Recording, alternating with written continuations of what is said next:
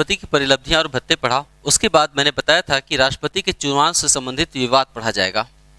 राष्ट्रपति के निर्वाचन से संबंधित विवाद हो सकता है। उदाहरण के लिए कोई ऐसा व्यक्ति राष्ट्रपति निर्वाचित हो जाए जो राष्ट्रपति पद के लिए योग्य नहीं था और इस बात का पता निर्वाचित होने के बाद लगे, तब क्या होगा? तो इसके लिए अनुच्छेद 71 में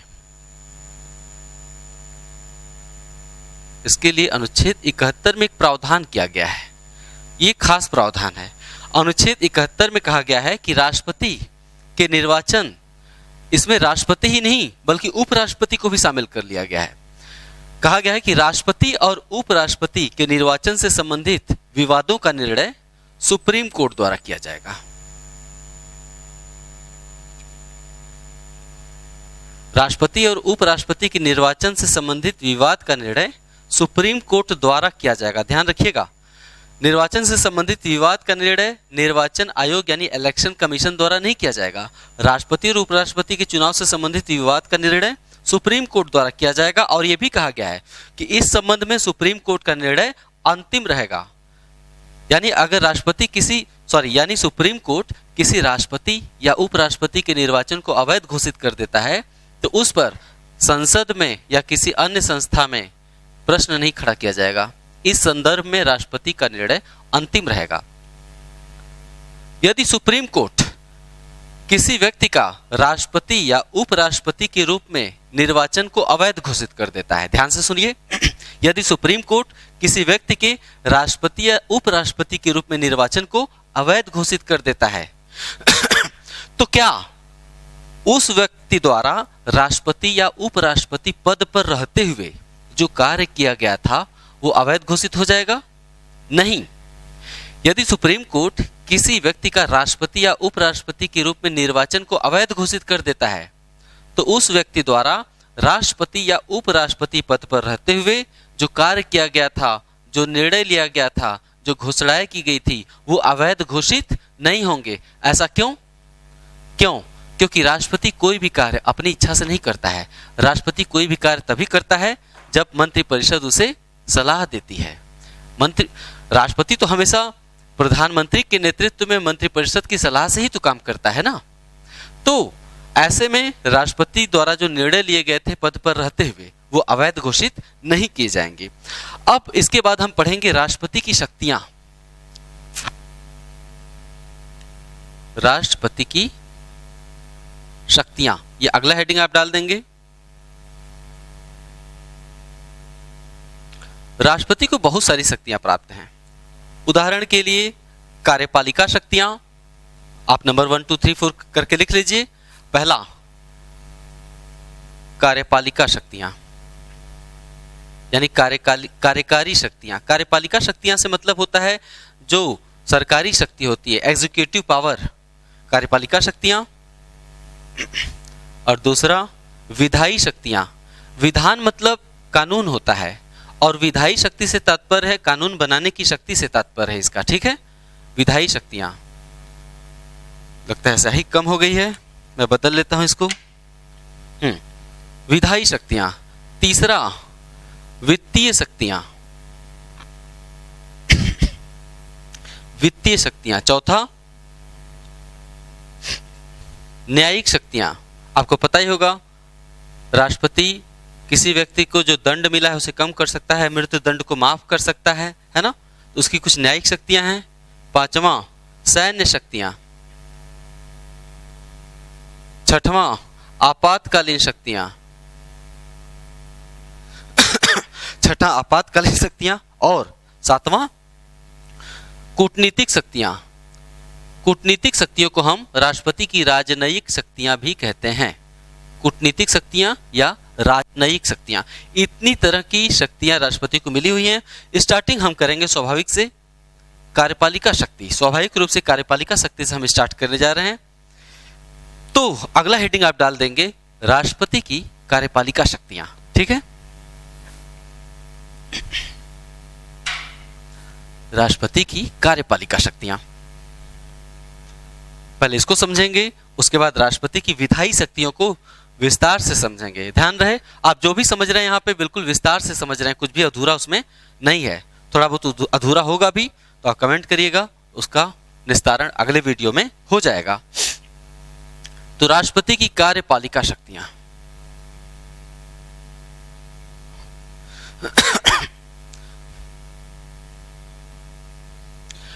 जो वास्तविकता है उस पर थोड़ी सी 2 मिनट के लिए चर्चा कर लें। एग्जीक्यूटिव पावर, कार्यपालिका से मतलब सरकार से होता है। कार्यपालिका से मतलब क्या होता है?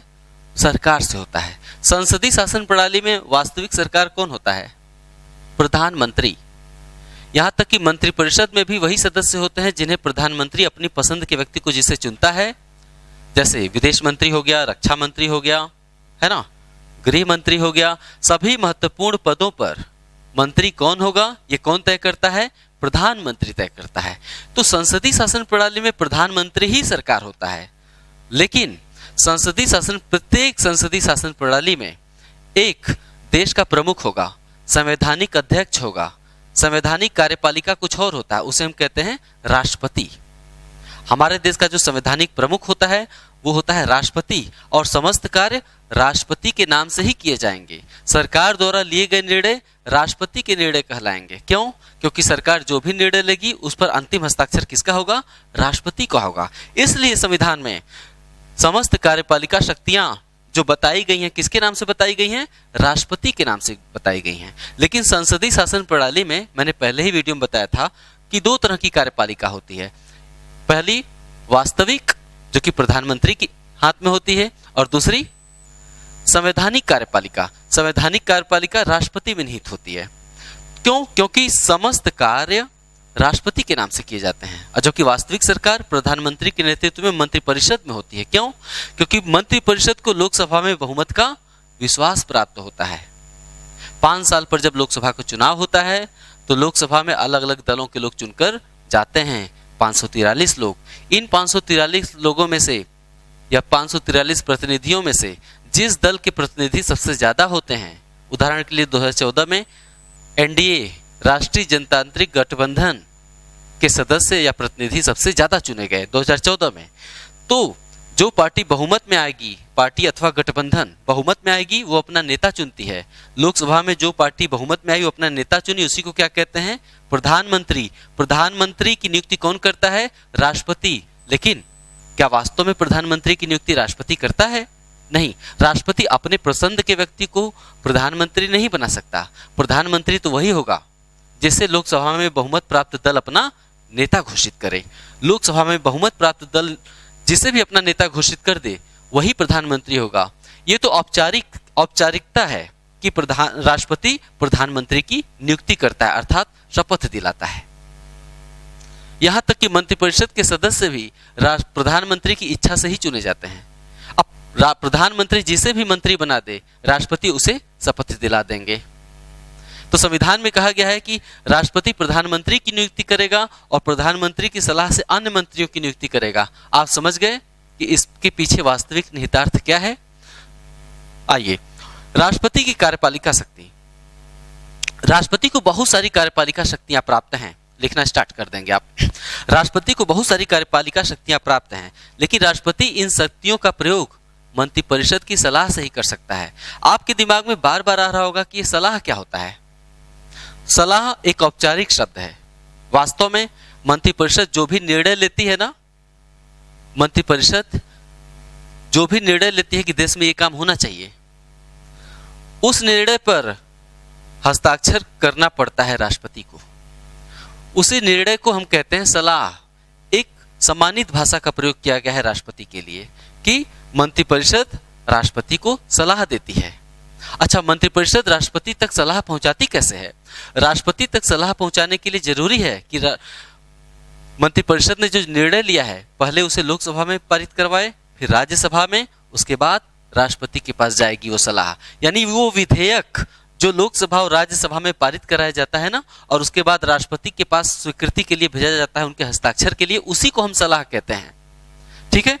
तो राष्ट्रपति को भारत में बहुत सारी कार्यकारी यानी सरकारी शक्तियां प्राप्त हैं, लेकिन वो इन शक्तियों का प्रयोग मंत्रिपरिषद के सलाह से ही कर सकता है, क्योंकि संसदीय लोकतंत्र में वास्तविक कार्यपालिका यानी वास्तविक सत्ता प्रधानमंत्री के नेतृत्व में मंत्रिपरिषद में निहित होती है। ठीक है। लेकिन चूंकि राष्ट्रपति संघ का अध्यक्ष होता है, देश का संवैधानिक प्रमुख होता है, इसलिए संघ के समस्त कार्य राष्ट्रपति के नाम से किए जाते हैं। सरकार के प्रत्येक निर्णय पर अंतिम हस्ताक्षर राष्ट्रपति के होते हैं और सरकार द्वारा यानी वास्तविक कार्यपालिका द्वारा यानी मंत्रिपरिषद द्वारा लिया गया निर्णय किसका निर्णय माना जाता है? वो राष्ट्रपति का निर्णय माना जाता है ना। अनुच्छेद 53 जो बोल रहा हूं लिखते जाना है, अब उसका और विस्तार करके समझा रहा हूं। अनुच्छेद 53 में कहा गया है कि संघ की समस्त कार्यपालिका शक्ति राष्ट्रपति में निहित होगी, जिसका प्रयोग वह स्वयं अथवा अपने अधीनस्थ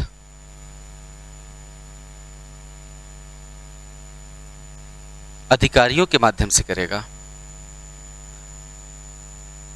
जिसका प्रयोग वह स्वयं अथवा अपने अधीनस्थ अधिकारियों के माध्यम से करेगा। ये अधीनस्थ अधिकारी हैं कौन? मंत्रिपरिषद, है ना, जिनका प्रयोग वह अपने अधीनस्थ अधिकारियों यानी मंत्रिपरिषद की सलाह से करेगा। इसके बाद अनुच्छेद 74 में कहा गया है राष्ट्रपति को उसके कार्यों में सलाह देने के लिए, राष्ट्रपति को उसके कार्यों में सलाह देने के लिए एक मंत्रिपरिषद होगी, जिसका प्रधान प्रधानमंत्री होगा। ठीक है। अनुच्छेद 75 में क्या कहा गया है? अनुच्छेद 75 में कहा गया है राष्ट्रपति अपनी कार्यपालिका शक्तियों का प्रयोग करने के लिए, ध्यान रहे, देखिए कितने सम्मानजनक और औपचारिक भाषा का प्रयोग है। कहा गया है कि राष्ट्रपति अपने कार्यपालिका शक्ति का प्रयोग करने के लिए या राष्ट्रपति अपनी कार्यपालिका शक्ति के प्रयोग में सलाह प्राप्त करने के लिए प्रधानमंत्री की नियुक्ति करेगा। राष्ट्रपति अपनी कार्यपालिका शक्ति के प्रयोग में सलाह प्राप्त करने के लिए प्रधानमंत्री की नियुक्ति करेगा और प्रधानमंत्री की सलाह से अन्य मंत्रियों की नियुक्ति करेगा। लेकिन क्या वाकई में राष्ट्रपति तो उसी को प्रधानमंत्री नियुक्ति कर रहा है जिसे लोकसभा में बहुमत प्राप्त है, और राष्ट्रपति उसी को मंत्री भी बना रहा है जो प्रधानमंत्री की पसंद का व्यक्ति है ना। तो ये जानबूझकर सम्मानित और औपचारिक भाषा का प्रयोग किया गया है राष्ट्रपति के लिए। क्यों? क्योंकि राष्ट्रपति हमारे देश का संवैधानिक प्रमुख है और संघ के समस्त कार्य राष्ट्रपति के नाम से किए जाते हैं। ठीक है। इसके अलावा राष्ट्रपति संघ के कुछ प्रमुख पदाधिकारियों की नियुक्ति करता है। आप कार्यपालिका शक्ति ही पढ़ रहे हैं। नेक्स्ट पॉइंट क्या है? राष्ट्रपति कुछ प्रमुख पदाधिकारियों की नियुक्ति करता है।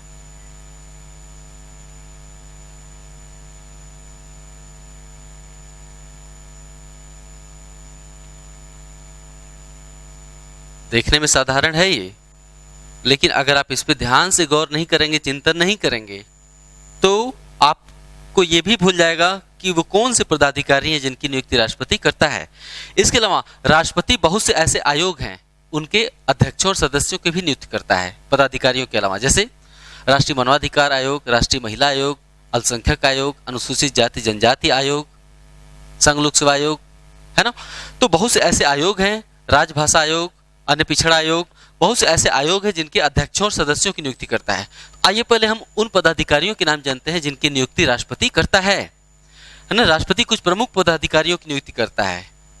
पहला,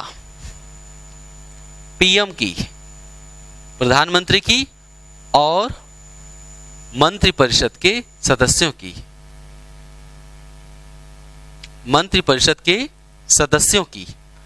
दूसरा, राज्यों के राज्यपाल की,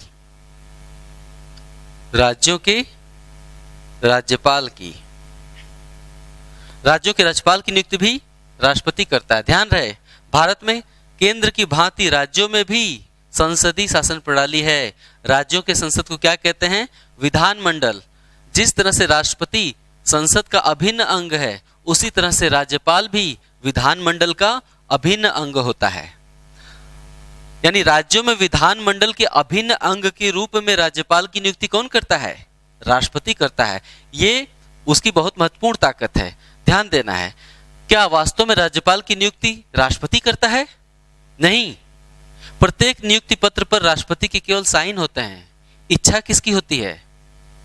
राष्ट्रपति द्वारा किए गए प्रत्येक नियुक्ति पत्र पर राष्ट्रपति के हस्ताक्षर तो होते हैं, लेकिन वास्तव में वो राज्यपाल किसकी इच्छा का व्यक्ति होता है?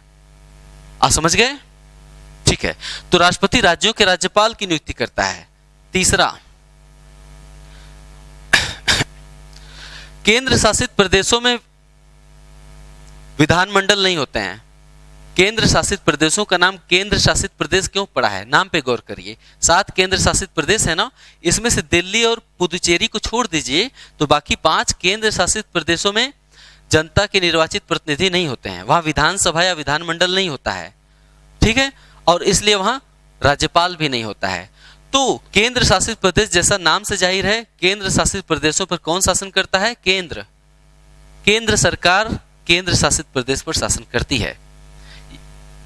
कहा गया है संविधान में कि केंद्र शासित प्रदेशों का प्रशासन राष्ट्रपति द्वारा किया जाएगा, लेकिन क्या वास्तव में राष्ट्रपति द्वारा? नहीं, प्रधानमंत्री के नेतृत्व में मंत्रिपरिषद द्वारा केंद्र शासित प्रदेशों पर प्रशासन किया जाता है। कौन कौन से हैं? दमन दीव, दादरा नगर हवेली, लक्षद्वीप, चंडीगढ़, अंडमान और निकोबार। इन सभी केंद्र शासित प्रदेशों का प्रशासन कौन करता है? राष्ट्रपति। तो राष्ट्रपति इन केंद्र शासित प्रदेशों में किसे नियुक्त करता है? अब राष्ट्रपति अंडमान निकोबार तो नहीं जाएगा ना, तो राष्ट्रपति इन केंद्र शासित प्रदेशों में शासन करने के लिए अपना एक प्रतिनिधि भेजता है। उस प्रतिनिधि को क्या कहते हैं? केंद्र शासित क्षेत्रों के एलजी मतलब लेफ्टिनेंट गवर्नर, एलजी और प्रशासक, ये दोनों में अंतर है। इन दोनों अंतर में क्या है मैं थोड़ी देर में स्पष्ट करता हूं। केंद्र शासित प्रदेशों के लेफ्टिनेंट गवर्नर और प्रशासकों की नियुक्ति कौन करता है? राष्ट्रपति करता है। ध्यान रहे, 7 केंद्र शासित क्षेत्रों में से 2 केंद्र शासित क्षेत्रों में विधानसभाओं की स्थापना की गई है, यानी वहां पर जनता अपने प्रतिनिधि चुन सकती है। जैसे दिल्ली में 2015 में चुनाव हुआ तो जनता ने किसे बहुमत दिया? आपको। मुख्यमंत्री कौन हुआ? श्री अरविंद केजरीवाल जी। तो दिल्ली और पुदुचेरी में विधानसभा है, तो दिल्ली और पुदुचेरी में जहां विधानसभाएं हैं वहां पर लेफ्टिनेंट गवर्नर की नियुक्ति की जाती है। गवर्नर मतलब राज्यपाल होता है, लेफ्टिनेंट गवर्नर मतलब उपराज्यपाल। तो दिल्ली और पुदुचेरी जहां पर विधानसभा है वहां पर उपराज्यपाल की नियुक्ति की जाती है। बाकी जो केंद्र शासित प्रदेश हैं जैसे चंडीगढ़, दमन दीव, दादरा नगर हवेली, लक्षद्वीप और अंडमान निकोबार, यहां पर इंग्लिश में एडमिनिस्ट्रेटर अर्थात प्रशासक की नियुक्ति करता है राष्ट्रपति। चौथा, दिल्ली और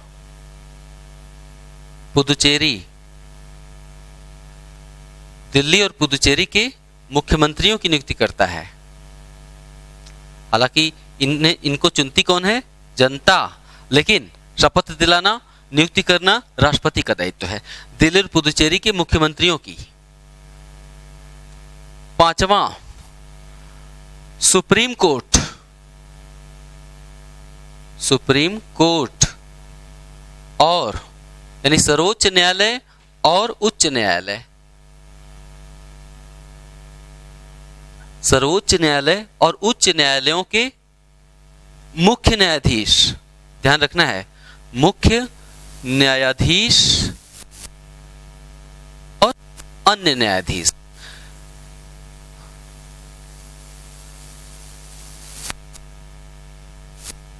कई बार हमें लगता है कि उच्च न्यायालयों के न्यायाधीशों की नियुक्ति राज्यपाल द्वारा की जाती होगी।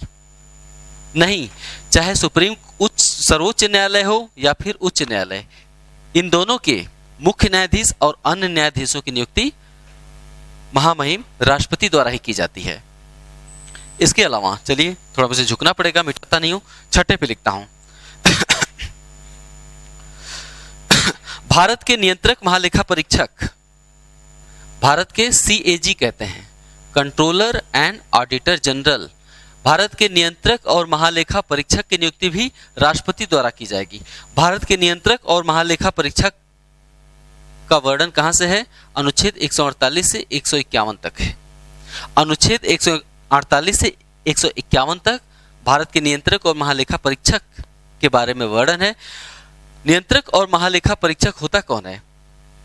ये एक तरह का ऑडिटर होता है। सरकार का जो लेन देन होता है ना, उसका हिसाब किताब रखता है, धन की नियमितता और अनियमितता की जांच करता है, देखता है कि संसद ने जो धन स्वीकृत किया था क्या उसका सही उपयोग हुआ सरकार द्वारा या नहीं।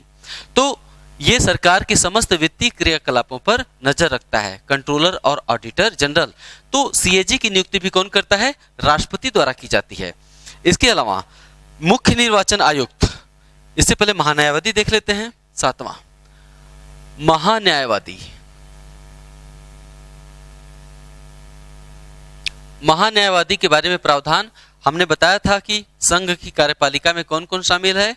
राष्ट्रपति, उपराष्ट्रपति, प्रधानमंत्री, मंत्रिपरिषद के सदस्य और महान्यायवादी। ये संघ की कार्यपालिका में शामिल है, महान्यायवादी भी। तो महान्यायवादी का वर्णन कहाँ है? आर्टिकल 76 में है।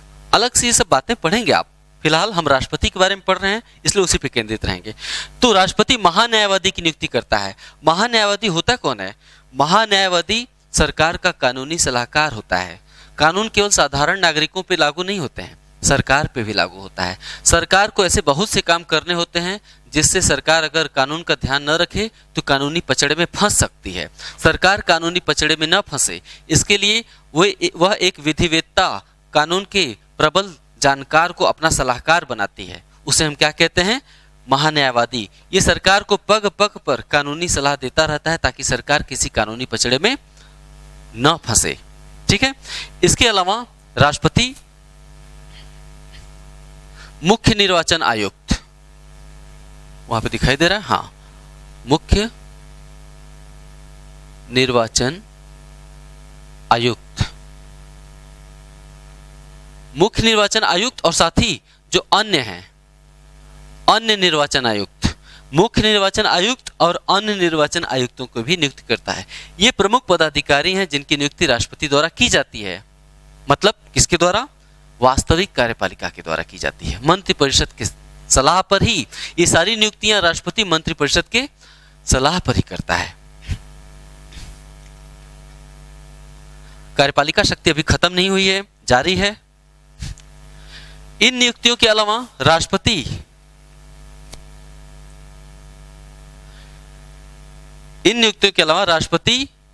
कुछ प्रमुख आयोगों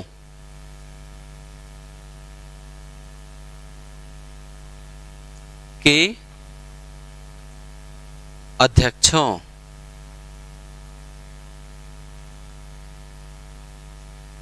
और सदस्यों, राष्ट्रपति कुछ प्रमुख आयोगों के अध्यक्षों और सदस्यों की नियुक्ति करता है। यहां अध्यक्षों और सदस्यों को अंडरलाइन करिएगा, बार बार अध्यक्ष और सदस्य नहीं लिखना पड़ेगा। कौन कौन से हैं वो? हाँ, संघ लोक सेवा आयोग,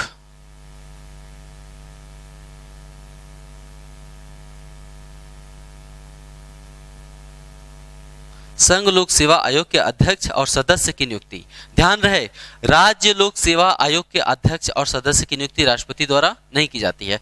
अक्सर कंफ्यूजन तब पैदा हो जाता है, राष्ट्रपति सुप्रीम कोर्ट और उच्च न्यायालय के अध्यक्षों और सदस्यों, राष्ट्रपति सुप्रीम कोर्ट और उच्च न्यायालय के मुख्य न्यायाधीश और अन्य न्यायाधीशों की नियुक्ति करता है, लेकिन राष्ट्रपति संघ लोक सेवा आयोग के अध्यक्ष और सदस्यों की नियुक्ति तो करता है, लेकिन राष्ट्रपति राज्य लोक सेवा आयोगों के अध्यक्ष और सदस्यों की नियुक्ति नहीं करता है।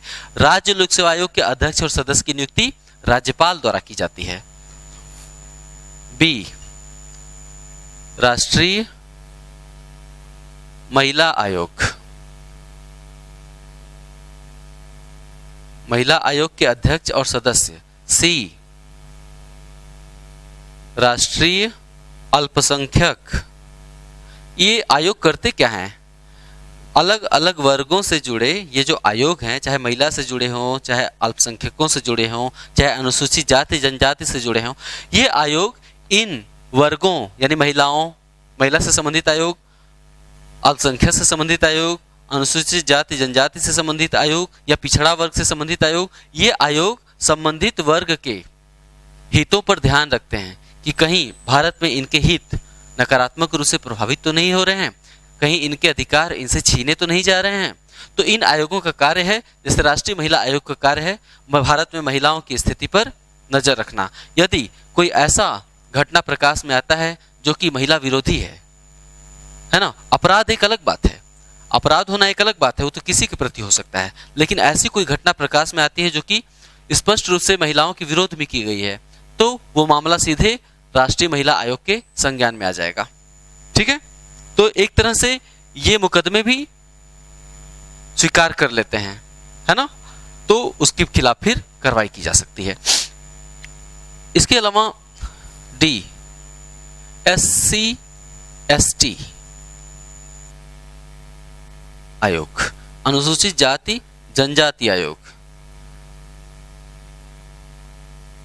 अन्य पिछड़ा वर्ग आयोग,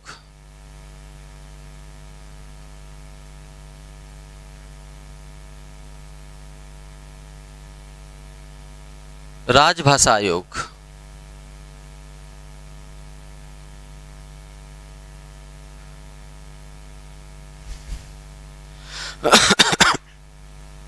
राजभाषा आयोग, इतने आयोगों के अध्यक्षों और सदस्यों की नियुक्ति राष्ट्रपति द्वारा की जाती है। संविधान में कहा गया है कि प्रधानमंत्री सहित संघ के सभी मंत्री, राज्यपाल और महान्यायवादी राष्ट्रपति के प्रसाद पर्यंत काम करते हैं। नोट करके आप लिख लेंगे, संविधान में कहा गया है कि भारत के प्रधानमंत्री सहित संघ के सभी मंत्री, राज्यपाल और महान्यायवादी राष्ट्रपति के प्रसाद पर्यंत काम करते हैं। प्रसाद पर्यंत का अर्थ होता है इच्छा पर, यानी राष्ट्रपति जब चाहे इन्हें हटा सकता है, लेकिन वास्तविकता यह है कि प्रधानमंत्री को राष्ट्रपति तब तक नहीं हटा सकता जब तक प्रधानमंत्री को लोकसभा में बहुमत का विश्वास प्राप्त है। हाँ, राष्ट्रपति अन्य को हटा सकता है, क्योंकि अन्य किसके पसंद से नियुक्त किए गए हैं, चाहे मंत्रिपरिषद के सदस्य हो, चाहे राज्यपाल हो, चाहे महान्यायवादी हो, इन सभी को राष्ट्रपति हटा सकता है। क्यों? क्योंकि ये किसके पसंद के हैं, प्रधानमंत्री के पसंद के होते हैं। तो प्रधानमंत्री कभी भी सलाह देकर इनमें से किसी को भी राष्ट्रपति के माध्यम से हटवा सकता है। नेक्स्ट, अनुच्छेद 263 पर चर्चा करते हैं।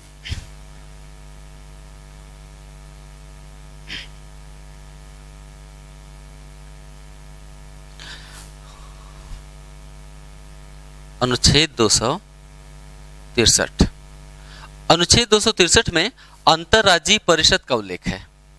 अंतरराज्यीय परिषद,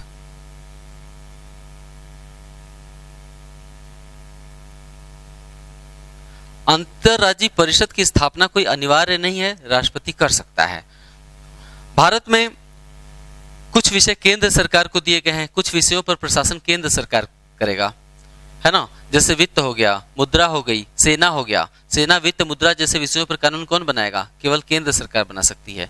अब इसी तरह से स्वास्थ्य हो गया, स्वास्थ्य हो गया, शिक्षा तो समवर्ती सूची में है, 3 सूचियां हैं ना, केंद्र सूची, राज्य सूची और समवर्ती सूची। पुलिस हो गया, पुलिस किसका विषय है? राज्य सूची का विषय है। यानी पुलिस किसके हाथ में रहेगी? पुलिस एक तरह से राज्य सरकार के हाथ में डंडा है ना। पुलिस नामक डंडा किसके हाथ में है? राज्य सरकार। और सेना नामक डंडा किसके हाथ में है? केंद्र सरकार के। तो आमतौर पर राज्य सरकार अपने क्षेत्रों में जिन सुविधाओं का उपयोग करती है, जिन शक्तियों का प्रयोग करती है, उन शक्तियों का प्रयोग केंद्र सरकार द्वारा नहीं किया जा सकता।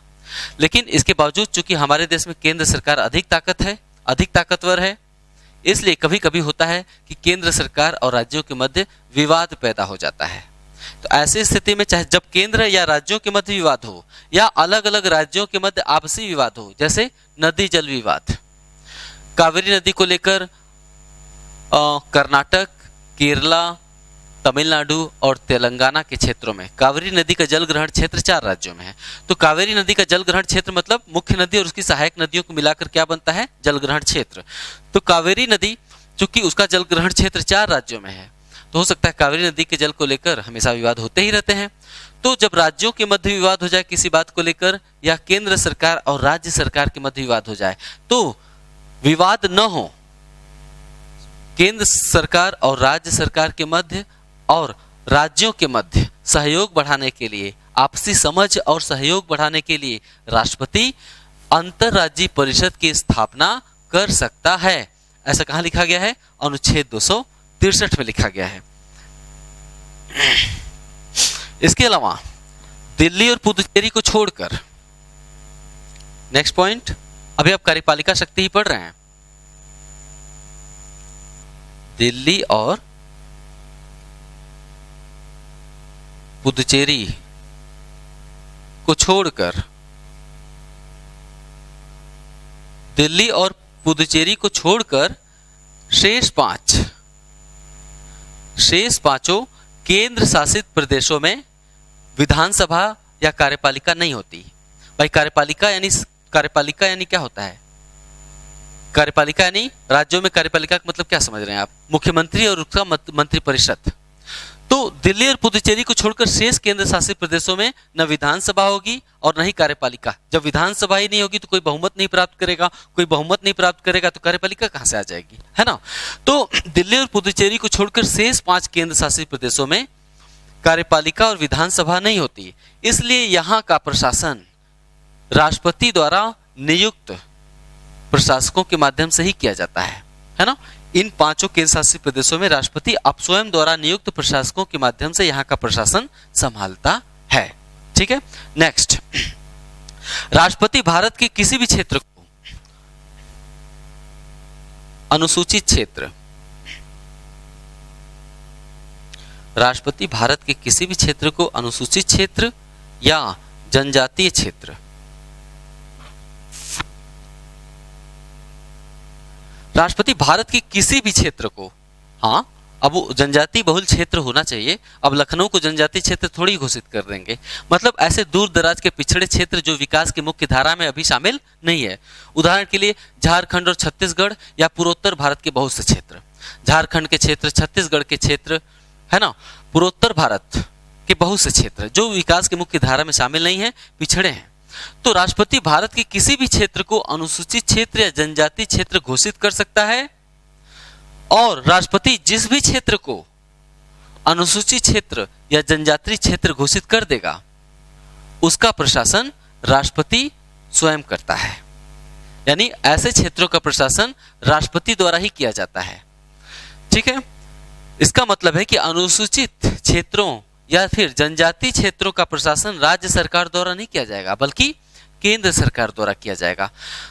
गौर करिएगा, राष्ट्रपति किसी भी क्षेत्र को जिसे अनुसूचित क्षेत्र या जनजातीय क्षेत्र घोषित करता है, ये सभी क्षेत्र किसी न किसी राज्य सरकार के अंडर में आते हैं, किसी न किसी राज्य के अंडर में आते हैं, राज्य की सीमाओं से बंधे होते हैं।